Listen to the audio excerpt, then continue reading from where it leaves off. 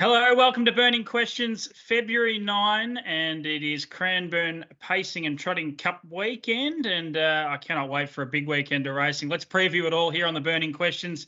A big panel assembled, an all-star lineup, and a man that will join me on the Trots Vision coverage on Saturday night, Daz, bringing a bit of class to the desk.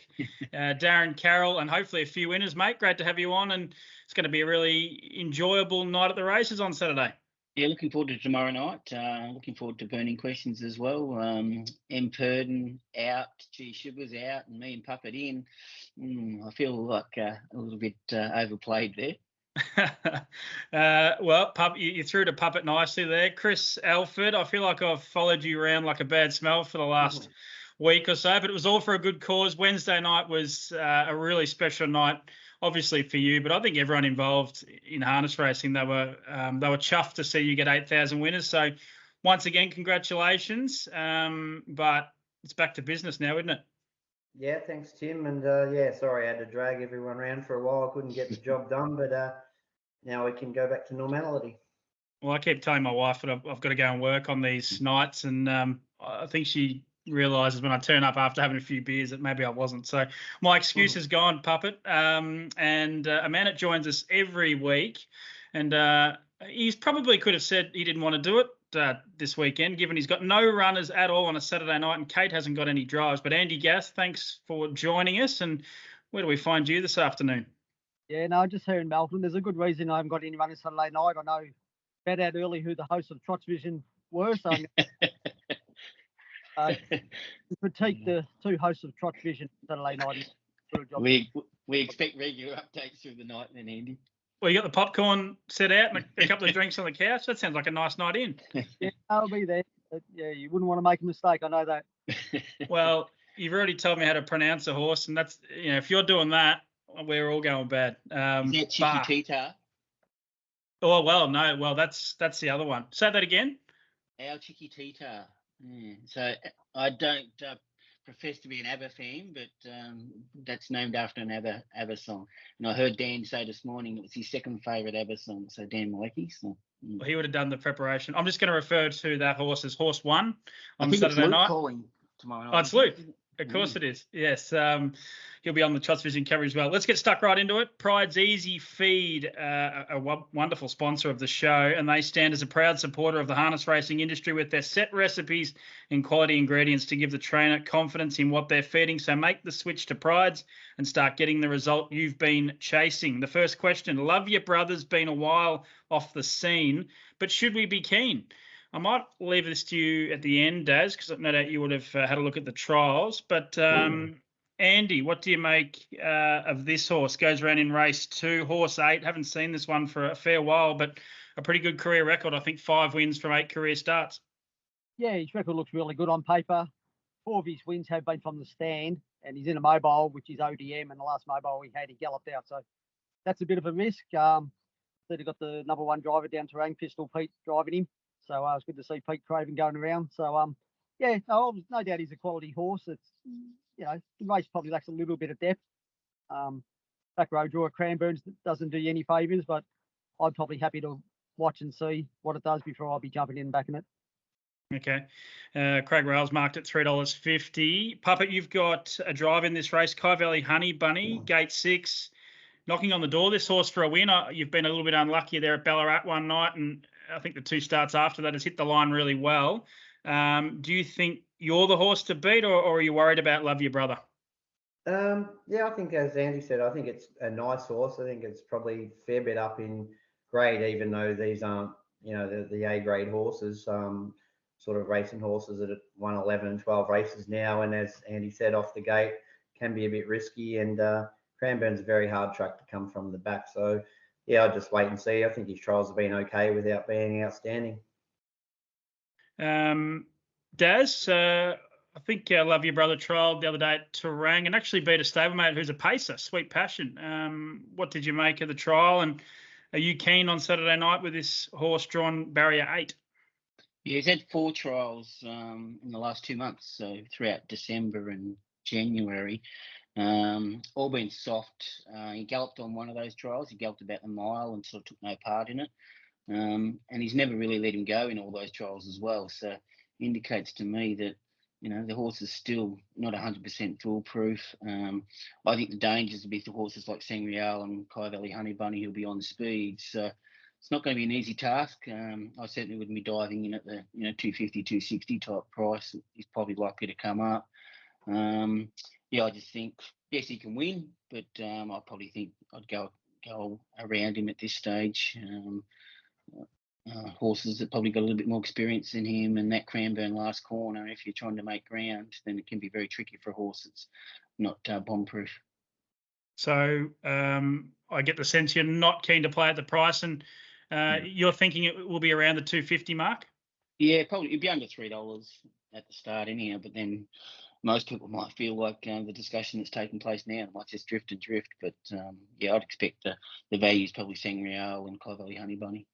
Okay, good wrap there, guys. Yeah, Carroll Honey Bunny going really well. Papa, did you get a chance to see that really nice video we put together with all your, you call them colleagues or foes on the track, saying all these nice things about you? But one man had to be smart, didn't he? And actually called you the driver that's had the most losses in harness racing of all time. That's true, though. True, I did get to see it, and that's what I mean. For all the wins, I got beat plenty of times more. Andy thought that was that funny. He actually told me that joke twice, but it was some of your best material, Andy, wasn't it? It was Andy's, was it? Mm. Yeah, I don't have a lot of material, but got to find a better audience to try it on first to see if it's good or not. Let's move on to the second question. And the sponsor is Sulky-App, combining the power of results and horse sectionals. With Sulky-App, you now have access to gate speed, swooper, ability and behaviour ratings. Never miss a trainer, driver or gear change again. Sulky-App is a form guide revolution. The third event is One to Love, but who will rise above? A really good trotting event, this third race on the card, the Aldebaran Park Trot over the 2080 metre trip. Daz, might go straight back to you. Did you work hard on that one, Toc? Or? Did you like it? It wasn't too bad for you. With a capital L for love, given there's two horses with love in the name. Andy might have picked that up. But Daz, on the serious note, who's going to win this one? I actually quite like Iron Love. I think brings really strong form into the race. Last start was fifth to the one that ran in the Great Southern Star of Emma Stewart's at Ballarat. He's all muscle. And hit the line really strongly in that race. And prior to that, all its form had been really strong as well. So can do work. Probably be a bit tempo related as to what Nathan does, because Naked Ambition comes off the gate pretty quick. So I'd expect it'll be the first leader, and then Nathan will probably, weigh up what happens from there. But certainly can do work. I think it's adaptable, and I think it's clearly the one to beat Iron Love. Okay, good push there. Andy, we'll hold you for last. Puppet, you're driving Grumpy the 3. Did you agree with Darren here with Iron Love, or are you looking elsewhere, Andy, in the third event? You just said me, and then you've gone to Andy. I can't work you out, Tim. Sorry. We'll just clarify that. But I'll go to Andy. Andy Gath. Who do you like in the third event? Yeah, I'm with Daz. I'm with Iron Love. I think the two Love horses, the two Love You horses, Love Gun's a pretty nice horse too, but I think he just might struggle a little bit with the Cranbourne turns. Sometimes in his gate he's not quite perfect, but it's probably on paper it looks like a 2-horse race, but it can always change. As we know, they've got the 2 widest draws at Cranbourne, and it's a pretty fence-dominated thing. Obviously, Puppet's on a horse named after himself. That's probably a big step class. But yeah, Naked Ambition, you never sort of know what to expect from it. Sometimes it holds the lead, sometimes it doesn't. So it does hold the lead and you're stuck outside and it's running along. It's not the ideal place to be, but again, if I got to lead into one, I'll lean to Iron Love. Well, there's a horse named after me here, and it's a lot of muscle. And there's also one named after you, Andy, Naked Ambition. So they've looked after us here. Puppet, this is for you. This one, Grumpy, really good winner of was it the Wedderburn Trotters Cup at Maryborough the other day? That was a great performance. What are your confidence levels on Saturday night? He's just sort of been a victim of the ratings. He's just jumped up way too quick, and he's going well. But it's a hard race. He's going to probably take a couple of runs to acclimatise to racing those, metro horses. So I think he'll run well, but he'll need a bit of luck. And it's sort of hard. Cam's been driving Naked Ambition pretty hard, so hopefully he'll hold the front and run along as he does. And make it a truly run race, and then we might have a chance to get over him late. Just throw back to you quickly, Daz. Mercenary bombed the start at Wedderburn, but the 2 runs prior were really good. If he did everything right, is he a winning hope?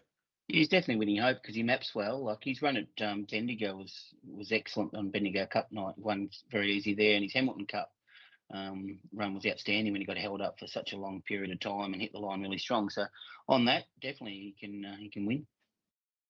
Move on to a couple of the big features, and Logical Staffing Solutions are another great sponsor of the show. They provide labour hire and recruitment services to the transport, warehousing, automotive and manufacturing industries. A logical solution for your staffing needs. Is this as simple as it seems for Fame, or is it never that easy in this game? We'll go to you, Andy, here. We're talking about the Cranbourne Gold Cup Race 5, first leg of the quaddie on Saturday night. Leap to Fame. He was too good for your horse and a number of star horses on Saturday night in the Hunter Cup. Barrier 10, though, around Cranbourne. Should we be a little bit worried at $1.18? Probably not. You think at any time Graham wants to go around, the lead's there probably for him. He's earned the right to get the lead the way he's been so dominant the last 12 months. So, he's a great horse, and, I just think he'd be going on his merry way again. He'll just pull out and just go around and get the lead and be too good for him, in my opinion. I can't see anything sort of quite good enough to be able to beat him home. So, I just think it'd be far too good. Have you got any? If I said to you who would run second, who would you lean towards? I found that really tricky myself. Yeah, it's pretty tough. Maybe Carroll Rebel if I got to the fence first, and I think she's a quality mare on the way up, and it just depends how it maps, I suppose. But if Grant makes it a truly run race, you definitely want to be on the fence. We'll hold you to last, Puppet. Daz, how do you see this race? Is it Leap to Fame's? Is it locked up and game over there? And are you looking for exotics as a way to make some money? Yeah, I think I'll be the same as most people, and that's looking for who runs second and third and fourth type thing. I just can't see him being beaten, even if he doesn't find the front. If, say, for instance, Karina Provolina is able to work to the front, it's probably the only one in the race that I could see would hold the lead, and we'll probably get some insight into that very shortly. But I would have thought that even if that does occur, then Grant will just sit in the death and dictate the speed anyhow. So clearly one to beat, and it's no surprise. As for who's going to run second, I worked really hard on this, and I didn't come up with much clearer. But I know in talking to Andy a lot in the past, it's who takes a sit on the favourite and how easy they get that spot. Some of these might overdo it early, and if they overdo it, then they're going to waste their petrol tickets, and something else will come into play. So that's really the first 400 metres is going to be critical.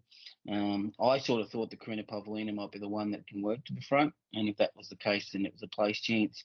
And then at a real sneaky one, I thought Bulletproof Boy, even 3 or 4 fence, could sneak down the rails if they're going the speed that we think they are late, and at huge value.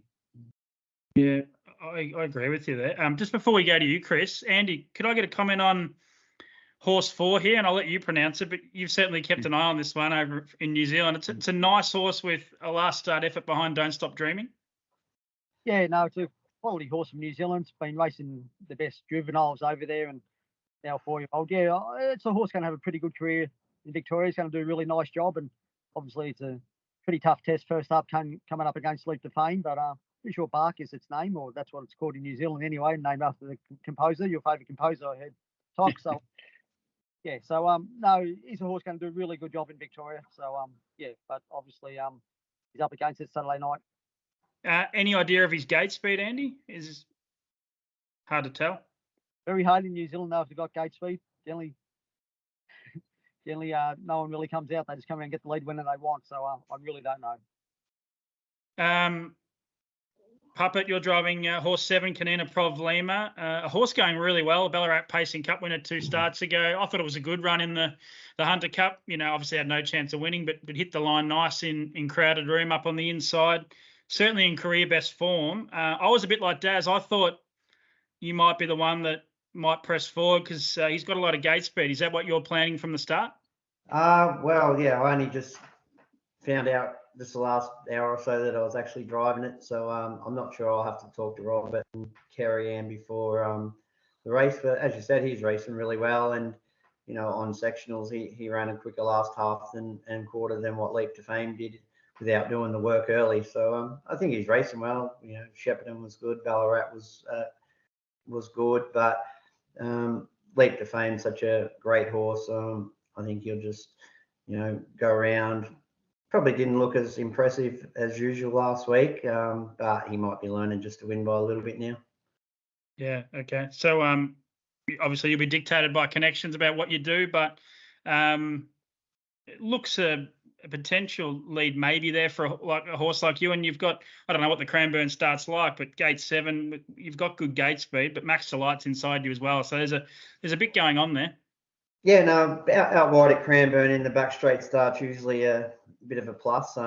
And you've got Pete said so, and as you said, Max Delight, See Art got out good last week. Yeah, so the first 200 is going to be pretty important, but as we know, if we all do too much early, just going to make it easier for Leap to Fame. Yeah. Good stuff, fellas. Yeah, I was a bit like you, Daz. I thought Canina Problema, Bulletproof Boy, looked maybe a good place bet, but he's one of those horses that opens up $50 all the time, and I get sucked into having something on him every time. But going to be a great race. The Cranbourne Gold Cup, obviously into a February time slot now. They'll be wrapped with the field they've got. Leap to Fame hasn't scared too many away. The fourth and final question is this. The Jet missed the star, but is this a case of how far? Of course, we're talking about the Bruce Skeggs Memorial Cranbourne Trotters Cup race 7 at 2 minutes past 10 days. I don't know about that, but how did you see this race? So I spoke on radio as soon as the fields dropped, and I liked the price of Mufasa Metro, and I think I mentioned that to you on the phone. I've done a bit more work on it now, and I've completely changed. I think I'm Ready Jet. I'm happy to take the $1.60. I think she's a good bet. If obviously the asterisk there is if she's right after that little setback, but I'm banking on her to find the front and be too good. Yeah, I think she's the one to beat, but I'm not sure I can be taking the $1.60. I think there's too big a price difference between the two, or between the three of them actually. Between you're talking about $1.60 versus $4.50 for Mufasa Metro and Covelli Hotspur. So yeah, I'm probably leaning a little bit towards Mufasa Metro at the price.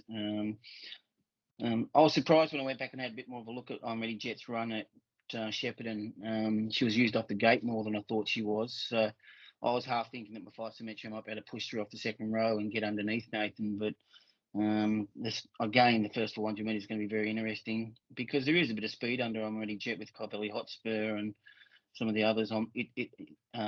Is that a bid's got gate speed as well. So just depends what Chris does, I suppose, on Covelli Hotspur. But yeah, I thought too short, $1.60, so I'd probably back Mufasa Metro each way because I thought, his run still on sectionals was really good in the final last week. Great Southern Star. He probably changed the whole race by galloping. Everything went out the window once that happened. But yeah, each way Mufasa Metro. Okay, Andy, what do you think of the Cranbourne Trotters Cup? Yeah, I like I'm Ready Jet, but I think it's a little bit too short. Kate drove it last start at Ballarat and was a touch plain. And then she was scratched last week, and I think she had a bit of a cold and she wasn't quite over it, so they weren't prepared to run her last week. So, I'm sure she'll be close to spot on. Faster Metro's going terrific. Has only won one of the last 24, though, but has won 200,000 in or 200,000 plus in state along the way. And Covelli Hotspur's going well, but his last 3 wins have been the stand. The last mobile he won was like a 56 to 68 rated race. So, yeah, I'm with I'm Ready Jet, but I'd probably want to get out to $1.80, $1.90 before I jumped on. Yeah. You won this race last year, Andy, with Majestuoso. How's he pulled up after the Great Southern Star, and when will we see him next? Yeah, he was a little bit jaded after the race. It took a few days before he got back on his feet and everything. Soundness-wise, he's good as gold. So, hopefully see him in a couple of weeks' time in the Australian Grand Prix. Good stuff. Chris, you're driving horse 6, Covelli Hotspur. How do you see this race panning out, and can you win it? I think he's going good without being like he was as a 3-year-old. I think the longer distance will sort of suit him a bit better because he's a bit more strong now than he is fast. Yeah, just a little bit concerned that with Ready Jet being scratched last week, of what Andy said was, just an average run at Ballarat, but maybe they just thought they only needed one in it last week, and they were probably right. So saved her for this race, and I was really impressed with Mufasa Metro. In his heat, he sat back and really hit the line well, and unfortunately galloped for the connections in the final. But yeah, I think it looks, a 3-horse race. The others are probably a little bit outclassed, but just depends what happens early. I guess, the inside one's going to all get out. Depends how hard we have to work to get forward. From memory at Shepparton, you led, didn't you? And I'm Ready Jet sat outside you and beat you. That was the way I remember it. She sat 1-1 and come about the half and so that was too good for him. Yeah. But yeah, you've got enough confidence, Chris, that if you got the right run, that your bloke could win this one. Oh yeah, we'll be driving him, with confidence, and not good enough. He's not good enough. So Chris, based on your thoughts that I'm Ready Jet might be a little bit vulnerable, you'd be prepared to park it? I'd probably leave that up to Lils and how hard I had to work to get to the front before Nathan got there. That'd be the thing. Yeah. And plus, being 2600, maybe he won't even sort of go forward and just drive for a speed. Yep. Interesting. I thought she'd get to the front and be very hard to beat, but it's going to be a great race. Yeah, it's probably not. It hasn't got the billing of the Pacers Cup, but it's going to be a really good race all the same. Best bets time, Chris. We'll go to you. This is where you make a name for yourself, mate. Are you putting the pressure on yourself? You've had it on your shoulders for a few weeks now, so feel free to throw it elsewhere. Yeah. Does it have to be for Saturday, or can it be for whenever? I reckon whenever. It can be a greyhound too if you want. Oh, right. No, I don't even watch dogs. I'll go tonight at Melton, Naked Truth in the second last, I think. Okay. Daz, price?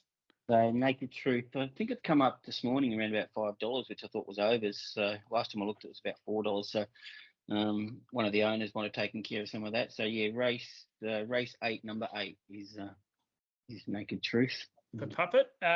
What about you, Daz? While we got you, what's the best? I dare say you'll be heading there Saturday night, and you've got one for us. Yeah, considering that Andy said he's going to critique the show for us on Saturday night, we're going to make him way up to 11 p.m. for the best bets. So race 9, number 3, Blazing Heaven for Scotty Ewan is my best. Straight to the front and all the way? Yeah, thought trial really good at Melton on Monday or Tuesday, sorry. And Scotty Ewan, I think he'll find the front or at worst be behind the leader and give us a huge sight. And price? About 250, 260. Yeah, good stuff. Race 9, number 3 for Daz at Cranbourne. Andy, what do you like on Saturday night? Well, he stole me thunder. I got it written down here.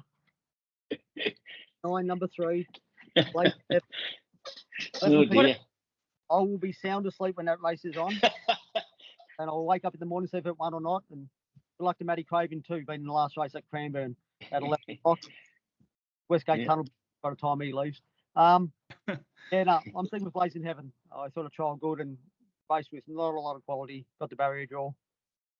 Just got to walk it across to the track and hopefully eggs. And get the job done. Just before we do go, what else is written in that book? You don't actually do preparation for this show, do you? I did gags. 5 o'clock and I got on too early, so I had half an hour up my sleeve. So it's the first time I've ever prepared for the show, so I'll probably stuff it. Thank you. That's much appreciated. My best bet, probably no surprise. I think I'm Ready Jet. Race 7, number 7, I'm Ready Jet. Very short. Probably hoping we get a little drift, so might wait late and hope some money comes elsewhere. But yeah, pretty keen. Race 7, number 7, I'm Ready Jet. Thanks, guys. Great addition to Burning Questions. Thanks to Puppet. Well done on 8,000 again, Puppet. We'll round of applause. We'll I think you've got some drinks or some festivities planned Sunday. Yeah, I might just have a quiet day. A couple of friends around, maybe.